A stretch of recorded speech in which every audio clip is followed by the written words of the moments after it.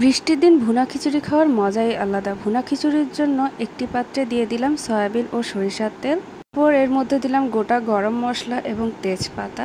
তারপর দিয়ে দিলাম পেঁয়াজ কুচি এবং এটা ততক্ষণ পর্যন্ত নাড়বো যতক্ষণ না পেঁয়াজগুলো লাল লাল হয়ে যায়। তারপর এর মধ্যে দিব রসুন বাটা, আদা বাটা, হলুদ গুঁড়া, মরিচ গুঁড়া, স্বাদ মতো লবণ। এগুলো কিছুক্ষণ কষিয়ে নিব। তারপর দিয়ে দিব গরম মশলা গুঁড়া ও জিরা গুঁড়া এবং ভালো মতো এটাকে কষাতে হবে। এদিকে আমি মসুর এবং মুগ ডাল নিয়ে নিয়েছি। এগুলো ভালো মতো ধুয়ে পানি ঝরিয়ে নেব এবং সেই মশলার মধ্যে দিয়ে ভালো মতো মেখে নেব।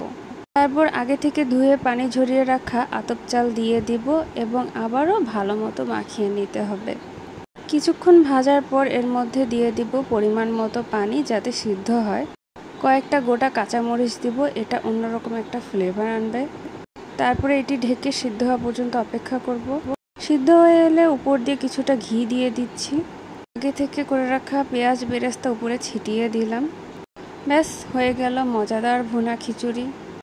এই খিচুড়িটা হোটেলের ভুনা খিচুড়ি থেকে কোনো অংশে কম নয়, কিন্তু একবার রান্না করে দেখবেন, পরিবারের সকলে আপনার প্রশংসা করতে বাধ্য হবে।